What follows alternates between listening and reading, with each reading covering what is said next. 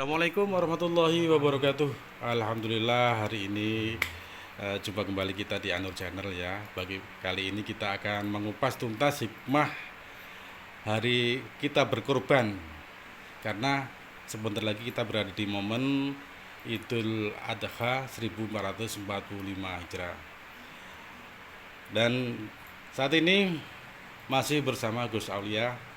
Ya, juga beliaunya juga merangkap sebagai ketua panitia kurban An-Nur untuk tahun ini. Assalamualaikum Gus Aulia. Waalaikumsalam warahmatullahi wabarakatuh. Ya Gus, ini di momen Idul Adha sebentar lagi untuk 1 bulan ke depan ya Gus ya. Sebelum kita berkorban, kita ingin tahu hikmah apa yang terkandung dalam momen kurban saat ini Gus. Oke, alhamdulillah di kesempatan kali ini kita berjumpa kembali. Alhamdulillah dan alhamdulillah tentunya karena atas nikmatnya Allah Ta'ala kula panjenengan kita semua bisa kumpul kembali, bertemu kembali tentunya di Anur Channel. Semoga membawa pencerahan, membawa keberkahan untuk umat.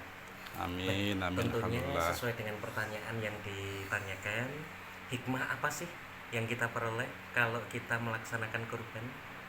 Tentunya yang pertama adalah membersihkan diri dan juga membersihkan harta kita. Jadi dengan kita berkurban, yang pertama ini membersihkan diri dan juga membersihkan harta kita.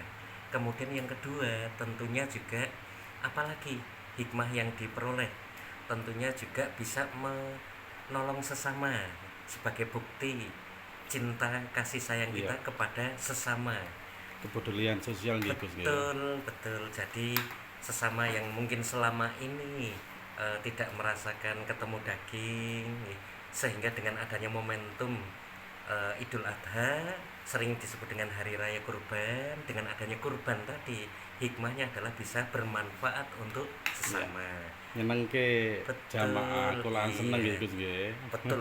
Barang siapa nyenengke orang lain, maka Maka dia juga akan panen seneng panen juga. seneng. Iya. Wah ya. Kalau nggak pernah nyenengke kok kepengen panen seneng, ya nggak Iya. mungkin. Ya betul betul Gus.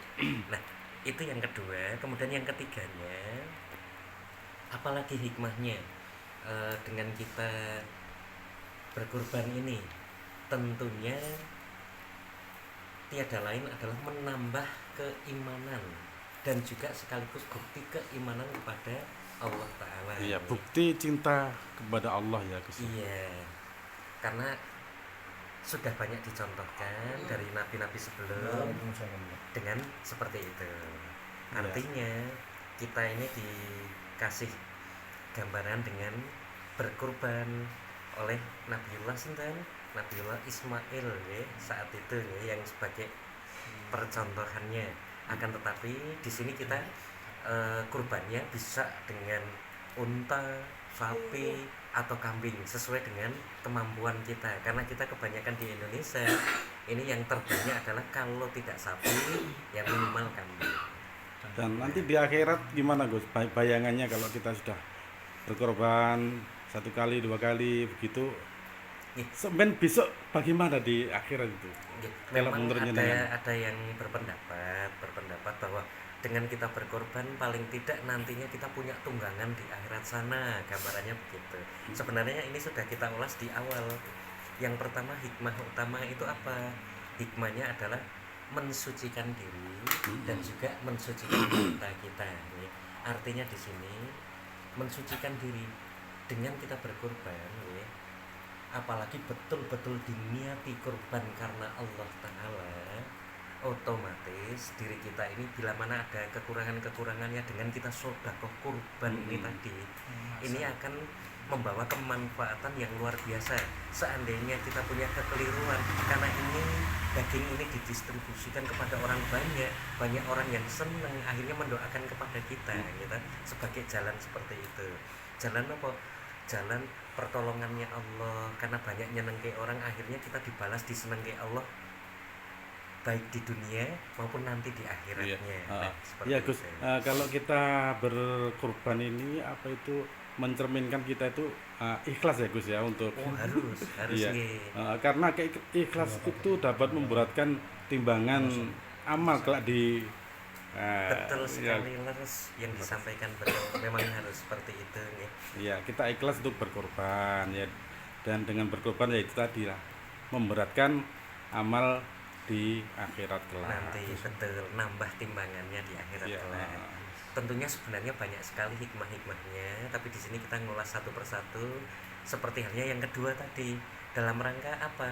Hikmahnya adalah bisa bermanfaat kepada lingkungan gitu, sosial, terutama kaitannya nopo kulaan seneng gitu. Ini salah satu juga cara untuk nyenengke orang lain. Artinya kita bermanfaat karena sebaik-baik manusia khairunas anfa'uhum linnas, yang bermanfaat untuk manusia yang lain, salah satunya dengan berkorban. Bila mana panjenengan ini mampu kok tidak malah menunaikannya, berarti kecintaan panjenengan kepada Allah Ta'ala ini kurang. Jadi kesempatan momentum saat ini, mari kita belajar bersama-sama. Bila mana kita mampu, ayo kita belajar kurban bareng-bareng di Iya. tahun ini. Ah, Iya. ada wacana ini kurbannya grade A sama grade B ya Gus ya. Untuk grade A spesial itu 3.600.000 ya. Iya, Untuk betul. yang itu yang reguler itu 3 juta ya Gus ya. Iya, betul.